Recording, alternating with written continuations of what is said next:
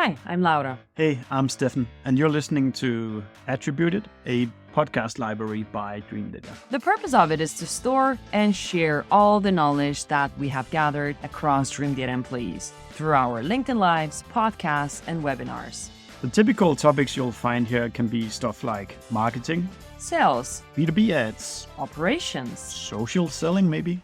Hello, everybody, and thanks for joining in with me and G. I'm super excited today because one of the most hyped people in growth in the world is you, G. Hey, Stefan. So Thanks. I'm super eager to kind of pick your brain today about how to do growth at a world-class level and not just us humans who kind of just do normal kind of doubling year on year. Whoa, calm down here. But G, for those that haven't come across you yet, what's been your career so far, and what's led you to become this master of growth in many people's opinion? Yeah, for sure. It's been a long career. It's been more than 20 years now, and I'd say that I've held various marketing roles over the 20 years. But I think that the couple of defining moments, and there's a lot of luck involved, to be honest, is that I think a couple of defining moments. One, I worked in IT security in 2011, 2012, launching a SaaS application for security purposes, working with engineers. And I learned a lot about the technical workings of the internet there. Second, I was an entrepreneur and I was in charge of the engineering and product teams. And so I learned how to work with engineers as a marketer, just because I was the more technical co-founder of the bunch. And third, I then went into a couple of SaaS businesses as a marketing leader with that technical baggage. And so I was able to do things like, for example, coming in and says, hey, the measurement is not there. We need something that is going to measure the behavior of the acquisition of the users. And we're talking of 2015, 2016, and I implemented this new thing called Segment, right? Which was the best thing ever back then. And, in some cases, maybe still now, right? And I was able to pull that off as a marketer, implement it, and unify all the tracking through one single stack, which was not common back then. And then I went on to do keynotes and talk about it, was hired by Segment because of who is this marketing guy who's talking about a engineering, built product here. And, then went on to be an operator. And because the timing was right and I had the technical understanding as marketer, growth just happened at that time. And it was that's who I am. Technical marketing, which is growth, using engineering, talents, skills, frameworks to drive acquisition. That's exactly what I do. And so I landed into this situation where I was obviously doing growth without knowing it in the late 2010s. And, not going to go through every role, but that's it. And that's why even today, when I think what I'm good at, I'm really good at stitching pieces of technology that exist or building some unique things to create an experience for our future customers that is unlike what competitors can do. And that's the differentiation. I like being on the cutting edge. I like having new technology. And you think Dreamdata, when I sourced you guys back at Gorgias, we're the first customers. Yeah, we were the first, I don't know how much customers, because I like saying, hey, there's this new piece of technology. This could give me, a competitive advantage. This could be interesting. And often it's not. But when it is, then I'm part of the first guys on this piece of technology. And that's who I am. That's exactly who I am. I'm the early adopter who just likes MarTech. Very cool. I think there was something that is a little bit painful for some of us marketers that are not as naturally technical savvy as you. We struggle to pick up technology as early as you do. Is there a way for people to, if not natural, then at least train themselves to get better at it? It's a good question. I'm truly passionate about that. I spend some of my free time building scripts for home automation. Though I'm not an engineer and I don't know how to code, but I can copy paste stuff and I understand it eventually. So I'm truly passionate about that. Like an artist would be passionate about their art. Can you pick it up? I think in some ways, Sure, like you can go on Hacker News and on Product Hunt and see the things that are being launched. I would recommend that you sign up for some of those products and you reach out with product feedback to the founders. When people launch a product and they're like, 3-4 people, building something, and somebody reaches out with product feedback, they love it. You do that over and over, you're going to get really great connections. And some of those will pan out, some others, won't. I've got, for example, I've been talking to the founders of Zapier, since before they launched, publicly. In 2013, there's a tweet of me in 2013 where I followed up on their announcement of their future product, and I said something along the lines of this is either the best thing that comes to SaaS or the biggest vaporware. And they replied saying, this is not vaporware, we're working on it. And since I've been talking to Mike over that, right? And I've never worked at Zapier, but I've given them, I've met them, I've had lunch with them, we've worked, given them feedback. I broke the product a couple of times, and that is how you get good at it. Yeah. That's don't stay in your isolated circle. Don't stay in a little box with this doesn't work. I think that's the answer. I reach out, I complain, I give feedback, and people will either fire me as a customer or they will bring me on closer. It's one or the other. You can't ignore me. Is probably the answer. Yeah.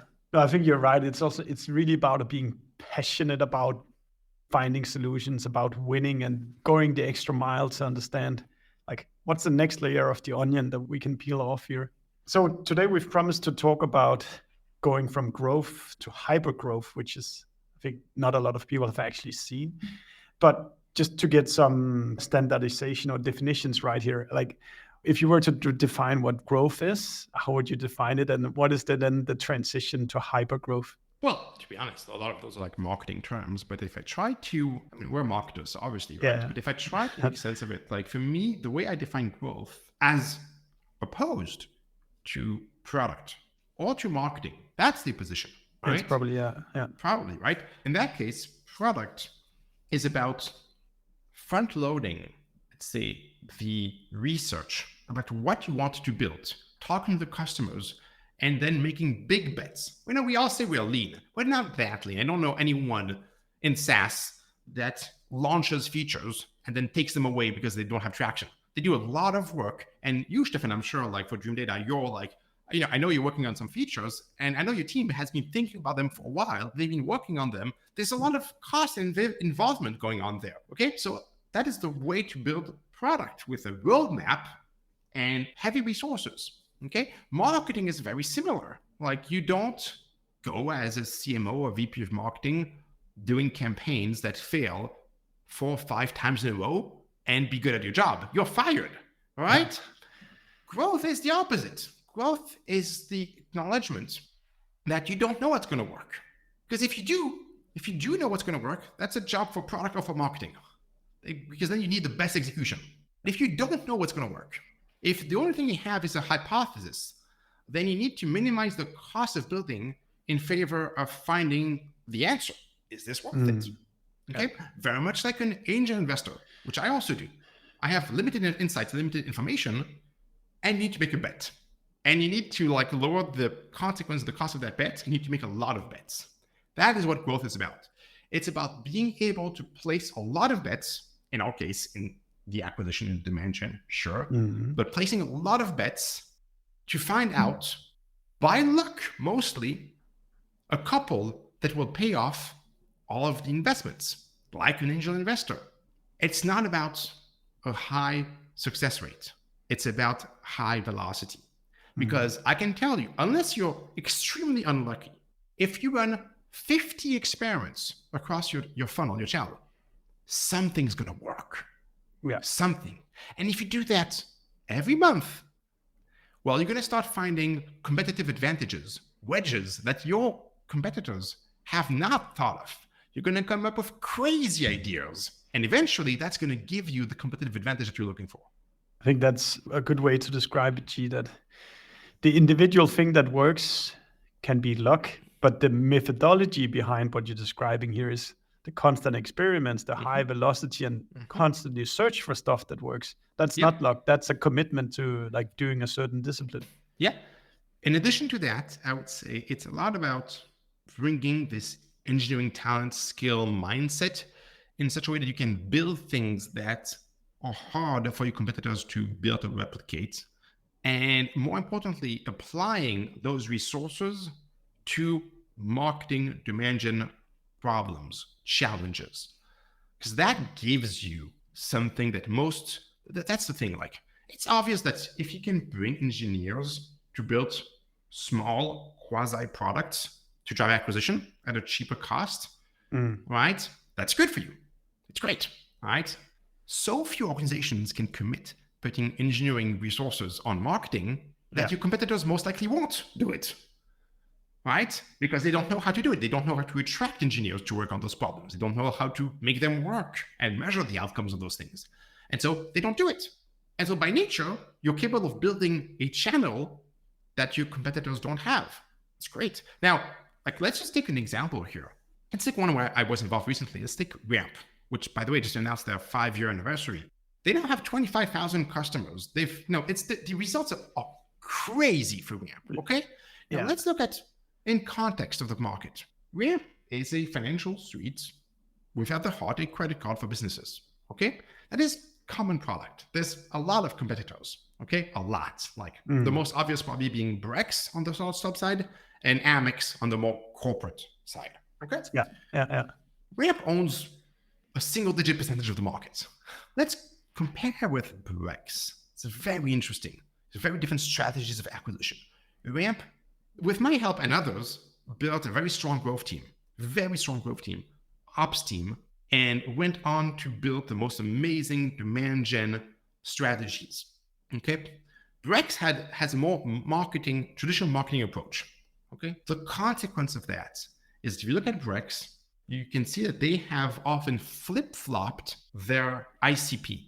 Okay, they've said we want startups, then they don't want startups. They want SMBs, but then they only want those that have raised VC capital, right? They flip-flop. Why is that?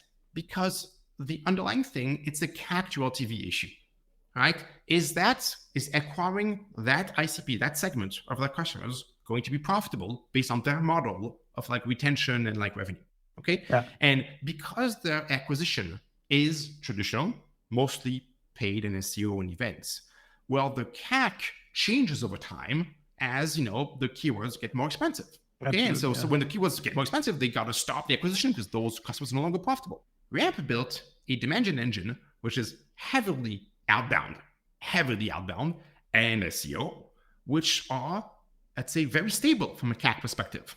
Very, very stable. Like the CAC doesn't change. Sure, there's an upfront investment, but the marginal customer costs nothing. Okay, and so they were able to stick to their ICP and have a consistent message over time. And the result is what you're seeing now. You're seeing Ramp, outpace Brex, even though they started much later. There's a lot of things involved. There's great products, great founders, but like the demand gen engine is definitely part of it. So it's super impressive. There's already a lot more questions to ask. Can traditional marketing teams break out of this old habit of being a marketing team and becoming a growth team? Or do you need to start all over? Or can you is there organizational things where you have a weekly meeting and then you talk experiments? Or you must have been facing this problem a lot of times. So the first thing is, it doesn't start, like most organizations, it doesn't start with the team itself. It starts with the leadership. It starts with the founders. Okay? All the founders committed, ready to have this mindset of repeated failure in order to find outliers in their organization. It is not easy. Of course, we just talked about like the successful outcomes and all the positive things. There's also a ton of negative things, to be honest. There's costs to the company culture of running a growth team. Let's go back to this growth versus product versus marketing that we just covered earlier. Product and marketing are held to, let's say, success expectations at almost every launch. Okay? And if they fail repeatedly, they're out, to put it very simply. Very simply, Next CMO. Exactly. Which is why the CMO retention is the shortest. The tenure is the shortest of all C-level Okay. Yeah. On average, 18 months, which is crazy. Growth, you're now having a team which says, hey, you guys failed 6 times. What's your 7th idea? Let's go. Right? But think about the company culture, right? It doesn't feel fair. Like you're going to sack the CMO and the marketing team because they failed 3 times in a row. And you're going to congratulate the growth team because they're failing repeatedly and they're learning from their failures. So though it makes sense to have this duality, there's a cost to that. And so the leadership must explain why you have different cultures like that. Okay. So it comes from the founder, from the CEO who creates that safe space. And then, yes, you need to have an inspiring growth leader that can make a case and be a talent magnet for engineers. Because if you don't have engineers, you probably don't have a growth team. And most engineers don't want to work for marketing because it feels like fluff, because often it is. And so you got to go and explain to them, right? And I've pitched dozens of engineers, maybe 100 in my career in joining growth. And I remember very well one of them at Segment who told me he wanted to work on product because that's what mattered. And I was like, what do you want to do in life, like longer term? It's just SF. So it's very easy. I knew what he was going to say. He said like, oh, I want to be a founder. I'm like, okay, great. You want to be a founder. In the future, you're a technical guy. You want to build a product. Okay. What's the most important thing in the success of a company? All right. And he said like, well, revenue. I'm like, great. That's what I do. Like I can teach you how to make money with your company. Like building product doesn't. I know a lot of people who built a lot of great products and found 0 customers. Okay.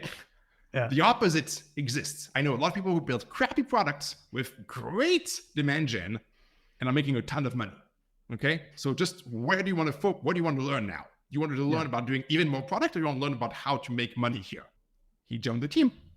That's it. And I think this is here. There's probably also a gap between the San Francisco understanding of what's needed for growth and the European landscape of us marketers around here, where you'll rarely see any engineers on marketing teams in Europe, is my experience at least.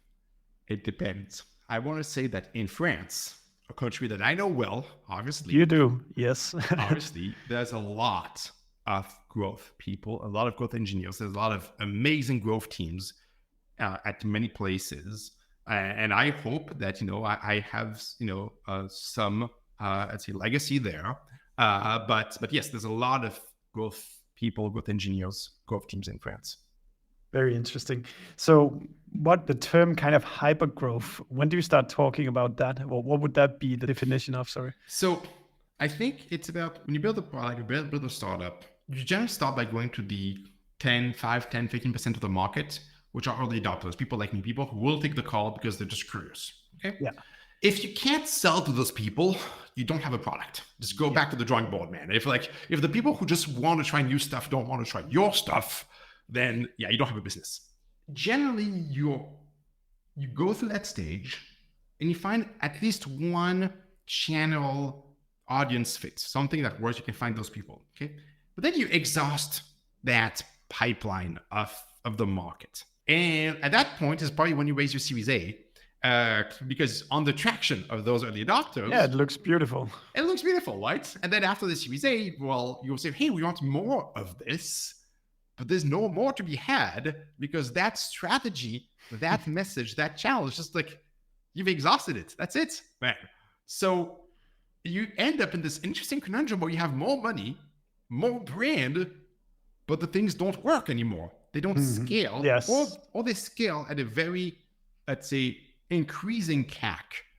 All right. You need to pay a lot more to bring those new people. And every new audience is incrementally more expensive. Okay. Hypergrowth is about how do you create scaling effects, scaling economies, so that as you go beyond that Series A, as you go beyond those first couple million revenue, your CAC per customer goes down. And so you can create this momentum where every new customer is cheaper while your ACV is stable or goes up and your margins improve. That's the core of a dream. business. Well, that's the core of business. So that's HyperGrowth. If you can do that, then you can just pour fuel on that thing. All right. And that takes, experience, but also knowing how to scale things. Like that's where I personally specialize. Like I have my own like niche little market. There's just so few people in B2B SaaS that have gone through this, 5 to 50 million multiple times in just a couple of years and say, hey, like, yes, like I understand how we can 3x, 4x every channel every year for the next 3 years. All right. Because it's just so rare. So few people have the chance of doing it even once. Absolutely. There's, is it 100 people, 200 people in the world? Oh, it's less. I think there's I think there's like maybe 50, 60 people, of which half are retired. So they've made so much money doing it that they don't. Yeah, that's the thing. But like there's just so few companies that have grown like that. Right. So that's HyperGrowth. HyperGrowth is about creating acquisition strategies, channels that have huge scale, diminishing CAC. That's it. That's wonderful. It only works for companies that have a huge TAM to start with, of which Ramp is a great example. For example, right? But there's a couple of others. Even when I was at Gorgias, Gorgias has a pretty big TAM. It's every e-commerce business. It's it's a big enough TAM, and drifts, segments, also huge TAMs. That's where you can that's why I was able to learn and then build this mindset. If we then go into kind of what are the challenges you meet then on your way, like presently right now, when you're trying to do this hypergrowth, and then how do you then work with them to get out of these challenges that you're gonna face when you exhaust the early adopters? Yeah. Well, there's a couple of ways I could answer that question. There's the challenges that I face personally as a growth advisor in the companies I advise, and sometimes my assessment is wrong. Sometimes I think now is the right time to accelerate, and I'm wrong. For this business, for this product and their audience, we think we're ready to scale, and we try, and it doesn't work. And we learn the hard way. And it still happens to me. As of today, I still sometimes make a mistake. I talk to founders, I do my due diligence, and I'm wrong. And that's okay. That's the cost of doing business. Sometimes I'm wrong. Sometimes I think that I know how to do something like a outbound campaign. I've done outbound so many times. I feel comfortable, but then you fall into this mistake, this hubris of feeling comfortable, and you mess up, and it doesn't work. All right. And you've skipped the steps. You wanted to go too fast. You skipped the steps. You didn't follow the process. You didn't follow the experimentation process. I still make that mistake. Sometimes founders come to me and say, hey, G, I've seen your talks in outbound. I've seen what you've done at Ramp and LS. I want you to build the outbound for me. Yes, and I push back. And then eventually sometimes I relent. I'm like, okay, cool. But we need, this is expensive. We need resources. And they say, yes, we'll give you everything. I'm like, okay, let's do it. That's hubris because I skipped the experimentation, the validation steps. And now I have a company that's committed, that's putting engineers, PMs, copywriters, $1 million of budget towards building this thing without confirmation that this is the right thing to do. We do that for 6 months, nothing. And then everybody's annoyed. And then I realized I should have told them that we got a test, but we all wanted to go fast, and here we are. And what's the learning there? We didn't follow the growth process. We followed a product or marketing process where we thought we had conviction, and we didn't. Yeah, good point. So what is the kind of the signals then that you need to see when okay, now is the time to push in the money here? Yep. Build for cheap those channels and strategies that growth team executives find those wins and then test for as cheap as possible. Let's go into pay, for example. So often I find companies, I talk to founders as an investor or whatnot, and I see that marketing mix, and obviously that's where I ask questions. And they build plans up into the right with slowly increasing CAC. And I ask them well, have you tested the depth of your paid channel? Do you know how much you can spend before you max out, that efficiency curve? They haven't. No, I don't have the budget, so I haven't tried. And I'm like, what prevents you from doubling the budget next week and then doubling again the following week and then the following week until you can like put the dots along that curve. Like, sure, you're going to spend a bit more budget, but it's just for a couple of weeks. Like, you have the budget for that. And none of them do it. Just so easy. Just try. Just double the budget every week on paid. Okay? The same is just for SEO. Like, can you get to page 1? Well, what if you put all the efforts on one keyword just to be able to put the dots along that curve as a way to forecast? How many emails can you send to one person before they unsubscribe or they're pissed? All right? How many times can you reach out to a company? How many people? Just test that. Pressure test. That's how we know. And if the pressure test gives you confirmation that you can go 10x the volume of what you're doing, there you have an opportunity. And now you know how much to raise. And then you can go to the VCs and say, hey guys, like I know how to spend that $5 million that I'm asking. And we have confirmation. This is the curve. We know the CAC. We know the features we're going to launch. Here's the ACV. Here's going to be the CAC LTV. All right. But with data, not just with hope. Sounds so easy, G, when you get into it. No, but I really like, it's such a good reminder to hear like experiment, and then you can push in budget afterwards. Oh, okay. So Ivan Carrera has a question for you. So SaaS companies addressing SMBs can rely on a marketing strategy strongly based on SEO plus outbound, growth driven by a collab between growth marketers and sales. Whereas SaaS companies addressing bigger companies have to work on events and more inbound approaches. Also, where does ABM fit in here, G? Yeah. So I guess it's this distinction between the SMB market that has a lot of accounts and then the larger market that has a fewer accounts. Yeah, absolutely.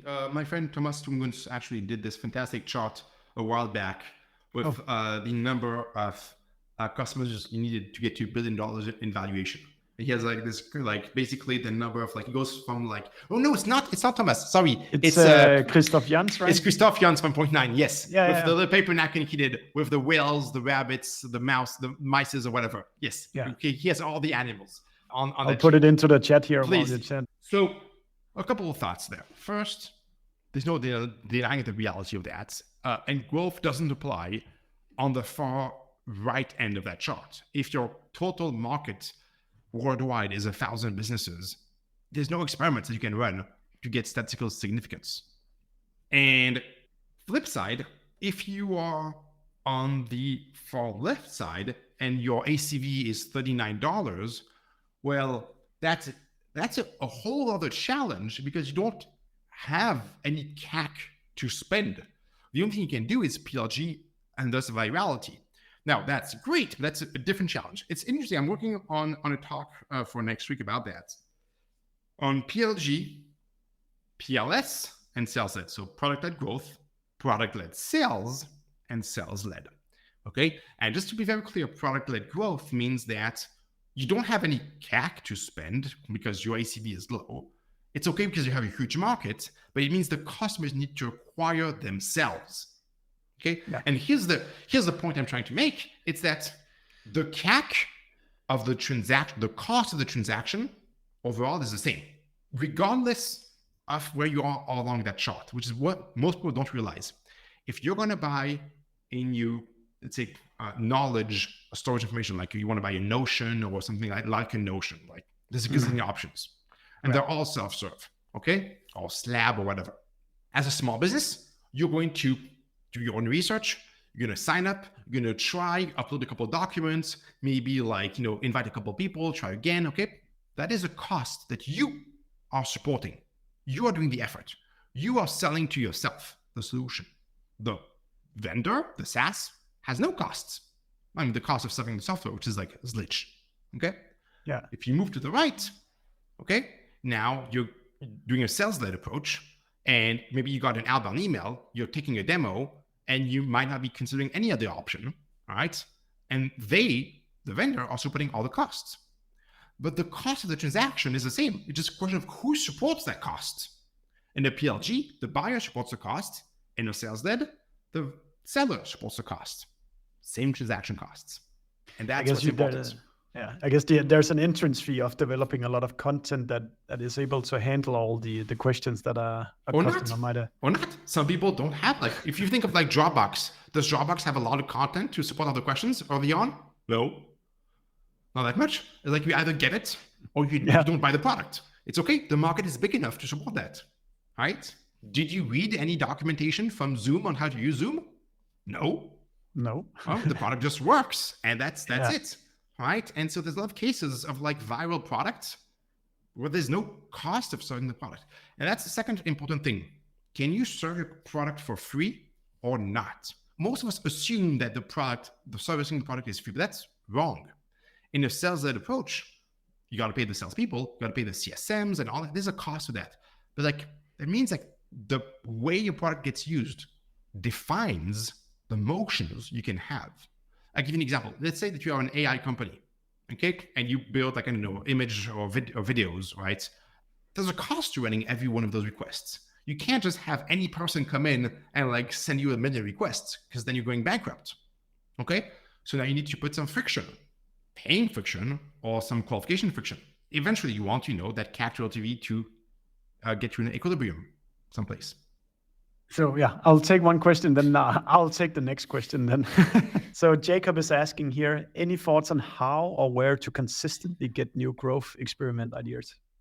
Yeah, it's interesting. I'd say I am part of a bunch of communities where I observe, how can I frame this? Oh, I know, okay.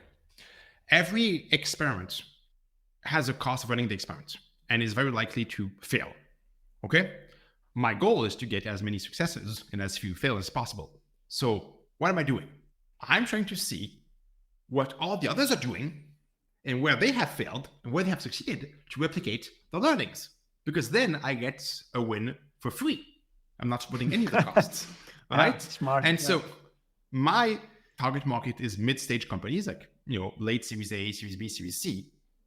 And I'm in a lot of early stage communities of people who are trying some aggressive growth hacks that, they're figuring that out. And then I look at it and I'm like, this is interesting.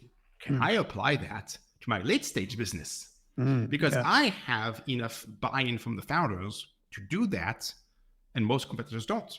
And so I do that. Are there any of the Slack communities or you want to plug here? Yeah, sure. Reforge is really good. Reforge is amazing. I am, because I'm French, I'm also part of the Growth Hackers France Slack. Within my organization, HyperGrowth, we share a lot of things too. But it's a private communities where people share stuff. I don't know that there's any place publicly where those things are shared anymore, since Growth Hackers, mostly disappeared. What happened to that website? It was so good 5 years ago when it's not a business. Weekly Digest came out. Yeah, but it's not a business. It's the same reason why Growth Hackers as a product for experimentation and others that are building experimentation-led products don't survive, because there's not enough growth teams to support. It's not a big town. At a certain point, that Weekly Digest was so good that came out from there. But what Adrian is saying is right. He's saying like that's what a good growth expert is paid for. He's right in the sense that the reason why I do advisory and I'm paid a lot for that is I'm really good at coming up with aggressive, creative ideas that have a chance of working and that no one else has thought of. I'm the guy. I'm like, in a way, I'm an artist. I come up with like, people's like, oh, this is nuts. But what if this worked? Then just think about the possibilities. Okay. And often, and I want to close this topic on that. Often in growth, I will go meet the sales team and I'll see like, what do they do? Can I automate that? A lot of my learnings have been from looking at the top 1 or 2% of the sales folks on the floor and figuring out, can I automate that workflow? Yeah. That's a really good tangible thing to do. If we talk about channels for growth, what would you say kind of are the overrated channels right now? And what are the underrated channels? I think one thing that everybody is seeing as growth is getting more and more expensive, because as marketers, we're not seeing a lot of new channels open up nowadays. So everything consolidates and then the prices of auctions go up. But so what have you been observing as kind of what are the overrated ones nowadays, and where are people not paying enough attention? And I think you're right. But if we try to like take a step back to explain what you're trying to say here on the paid channel, I'm missing the word exactly, but if you look at paid, the benefit of paid is being priced out. What I mean by that is like everyone's doing paid. When everyone's doing paid and you're in a competitive market, basically you're getting to a point where you get to a neutral CAC to LTV because everybody's doing the same thing. And so the market reaches an equilibrium where no one's making money. Okay. That's the ideal outcome for Google, right? Everyone has to do it because otherwise you're losing to the others. But like you're basically giving them all of the LTV. Because if the CAC is too high, then no one does it. But if it's too, so like they reach just the limit where you're no longer making money. Okay. That's the ideal outcome. It's become so standard now in paid, there's not a lot of hacks to be had anymore. All right? That's the reality of the thing. There's not a lot of hacks. So that's one. On the other channels, I think ABM didn't really work out, or there's cases where it works, but like it's not like there was this big wave of ABM when it would be for everyone like years ago. That didn't happen. Okay? And there's a lot of reasons for that. Flip side, I think SEO and outbound are still working really well and have a lot of ways to go. There's interesting challenges in the SEO world with what's I was going on about with to AI. say, can we please go into that little topic? Because if everybody can produce content at mega scale, is there anything interesting there? Yeah, I think there's a tangent I want to take before the end of the podcast there, if we have the time, but we'll get there. The content generation at scale, I think the problem is not so much like how the content is generated, because we've been doing crappy content for a while, and so now we're doing less crappy content at a bigger scale. It doesn't change logic. The question is there value in this? Same thing as when you're doing automated emails. Are the emails valuable? Are they helpful? That's how Google measures a search result value. That's how people evaluate the emails that they get, right? Are you helping them in their journey? There's a second thing which we do need to talk about here, which is very important, which is why do people spend time on your email, on your marketing copy, on your whatever that you do to try and engage with them, okay? And that's very deep into the psychology like trench, right? And it's reciprocity. People will respond at a very high rate if they feel obliged because of reciprocity, because they think that you have spent time and effort in trying to reach out to them. Okay, that's just how it works. The problem with AI is that buyers, consumers, will become more and more skeptical that any content is from a human. Okay, when great emails, great content, great handwritten letters, great phone calls are likely to be AI generated, well, and that's in the near future, right? Then people I just know you're gonna get into automated phone calls at some point. But then you're gonna feel not obliged to respond. You can ignore that. The problem with that is you're gonna ignore everyone. If you no longer can tell the difference between AI and not AI, then the reciprocity click switch trigger no longer will operate. You can ignore. That's what's going to happen. And that's going to be fascinating. Yes. Yeah, because you get to a certain point where everything is done in the same way. So kind of how do you stand out in that sense? I'm going to pull up a question from Pelle here. I don't know how much you've been working with pricing in the past, but how do you think growth and pricing is connected? And what are some of the best growth strategies you've seen where pricing has been leveraged? That's the question. The growth strategies are a function of CAC. The channels that you can do are a function of how much you can spend. Can you run events? Can you run a gifting campaign? Can you run a handwritten letter campaign? Right? These are a function of how much you can spend and the conversion rate. It's a function of CAC. Okay. Your CAC is function of your margin and the price of your product. So here's the question. Can you increase the price of the product in such a way that it opens channels that you didn't have before?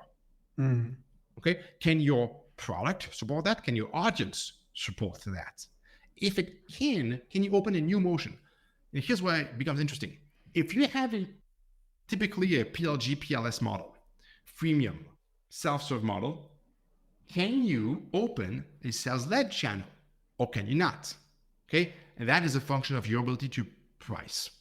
So if you can do experiments to figure out how to price, then you can open those new channels, the new motions. Yeah, or maybe there's a very easy to onboard feature that you can make available for free, and then like move them down the funnel, the people that come to your website in that sense, like the classic kind of freemium kind of approach to it. It's harder. It's much harder. Yeah, I was thinking, how can I answer that? It is much harder to open a freemium model when you are sales-led than opening a sales-led channel when you're freemium. It's easier to sell things at a more expensive price and create new features that you can sell for a higher price than having a complicated product and putting like pieces of way to find something you can sell on a self-serve motion without support. I don't think I've ever seen it work. I don't think I have a single example in mind where a company was doing sales-led, with CSMs and high ACV and 5-6-figure contracts, and then came out with like a $99 plan. I don't think I have a single example of that. Think about it. Yeah. So if you start from the beginning, when you start a company, go the other path then. Well, yeah, pick your battles. But if you want to do both motions, you want to start with the free and then go up, which is a typical way to do things. Yeah. Sure. I'm not sure you know a lot about this that Ashley is asking. What do you think about connected TV, out of home, those things that are very hard to show ROI of? So I'm not the specialist. Do you avoid them or what? Okay. So I'm not the specialist, but I know a guy who did wonders there, Cody at Ramp, who's the guy who runs all paid things, all performance things at Ramp. Did a lot of that. He did podcasts, sponsoring, connected TV, out of home ads, a bunch of things. I'd say the measurement of impact is difficult if you have a limited budget. There are ways to do it. For example, you can do for some of those, you can do geographical testing. For connected TV, you can do geographical testing. And so just target the city of Austin or, your city of choice and just hammer it for 3 weeks and compare with a sample city. And then you compare the trends of both, So there are ways to do that. In some cases, it's not possible. Like podcasts, you don't really control what the podcast, sponsoring goes. But you can measure, you can create some landing pages. There are ways to do it. Yeah. It tends to be measurable when you have large budgets and a large market, because then the N is so large, you can start seeing some good statistical significance. Obviously, if you have a small market and a small budget, just don't go there. Yeah, start somewhere else. Could you share a few like some really tangible stuff, some tactics that work right now? Sure. I think it's a lot of the same what I've done in the past, but creating the best possible experience for the customer is what works. Now, let's be specific about what that means. Let's give examples here, okay? You are the next Ramp, or you are Ramp, right? Or you have a large SaaS, and you have customers across the spectrum of quality of ACV, because you have products at $99 and you have a sales team that sells $9,000 a month, whatever. Okay. And so you end up typically with this talk to sales or sign up button on your homepage, right? Yep. Same. Everybody has that. Yeah. Well, that is a failure, Stefan. That is the failure of you not being able to decide what is best for the customer. You are letting the customer decide. Okay, you're letting them decide whether they want to pay a lot and talk to your sales team, or whether they should cheap out and go to the product. That is the failure. Why are you letting them decide? It's because you don't know enough about them. It's because you have not created both paths in a flexible way. The modern way would be to do what my friends at Ramp, I have helped them build, but what also Gong does, my friends at Matt Kudu do, a bunch of people doing that, which is figure out who the customer is, either with IP to domain detection, either with email enrichment, ask for the minimum part of information, and then put them on the path which you think is the best. It's very easy for any business. It's very easy. Like for any business that I meet that has some good definition of their ICP, I'm like, okay, who are the customers? Like, who are the customers you really care that they are a good fit for this enterprise or mid-market product? How many of them? They get like, oh, okay, there's 10,000, there's 20,000 accounts, which are great. Do you have a list of those customers? Like, yeah, of course we have this like spreadsheet. Like, great. If somebody with the domain of one of those 20,000 signs up, what do you do?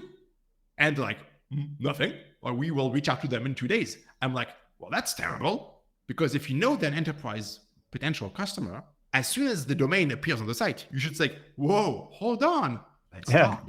Here's the VIP treatment for you. Yes, obviously. No one does that, or so few people do that, okay? But it's so obvious. I figured that out when at Segment, we saw the drop-off in conversion to paid by company size, okay? And it had like some like waves like that. You know why that is? It's because there are specific sizes in businesses where you can't use Segment on your own because there's like a legal and security that jumps in. And you have this, you're not like, if you're, for example, like, I'm working with Reddit these days, right? And if you're Reddit, you can't just like sign up and drop the JavaScript of Segment on your homepage. It's just not going to work. You can't do that. Okay. Yeah, no. And so you end up in the product, there's nothing. And so it's a bad experience. What should happen if Reddit signs up for a ramp or for a Segment is like, yes, you prevent them from going in the product. You stop them. Try signing up for ramp. Try setting up with a large company domain and a small company domain. You will see you're going to have a different experience. You will have a different experience. It's the same for Gone. That is very easy and tangible. Figure out who are your enterprise, your valuable accounts, put them in a CSV. Somebody signs up, your form queries that list of domains and creates an experience. That experience could be a chat. It could be a mobile screen. Whatever it is, create a better experience. Flip side, if they're not in that list, why would you want them to book a meeting with your sales team? Yeah, get them into the free trial and see. Yeah. So when you think of like lead scoring can be very simple. It could be for Boolean. Do you want that account to talk to your sales team or not? And that's it. So the form is a value add that's shown only to the people that are eligible for that offer. There you go. Very nice one. Very nice one, G. If people do want to pay you to work with you it's too expensive. It's expensive. It's very expensive. Yeah. If they want to, like engage with you in some way, have you as a speaker, have you as a consultant, investor, what's the path? Yeah. The investor is the one where I pay, so I don't like that one. Yeah, I'd say I run something which is called HyperGrowth Partners, where I figured out there was a market of all of my friends in growth, marketing CMOs, VPs, who are eager to replicate their wins in earlier stage companies. Maybe they are in the Series C and Series D. They want to go back to the Series A, but they just want to do it a couple hours a week. I've launched HyperGrowth Partners so that we have this collective, which in exchange for most equity will help founders, growth teams with people that have been there, done it. So yeah, you want to talk to us? Like, I'd love to talk to you, at hypergrowthpartners.com, or, just find me on LinkedIn and just reach out to me. And we're a best fit for folks that are a couple of million in revenue and are looking to 2x or 3x, this year, have some resources and want the best possible advisor to help them a couple hours a week to drive the change, drive the velocity of experimentation, the frameworks, the technology changes, the implementation, and all of that in a way that we know works. So yeah, that's what we do. Yeah. And then myself, I specialize in the very rare cases of huge markets and enormous value of when you can decrease the CAC. So, that's why I did Ramp. That's why I'm on Reddit these days and so on. It's so impressive, G. And I think like the best possible pitch is probably that if you want to avoid all the very, very costly mistakes that all these people in HyperGrowth Partners have done in their past, you pay them to save you all those money and time. Yeah. That you go on the cost is there. It's again, who supports the cost? Yeah. Yes, you have the option of supporting the cost yourself. It's just gonna the cost will be the same. You can either take the time and the cost, or you can pay now to avoid the future cost. Cost is the same.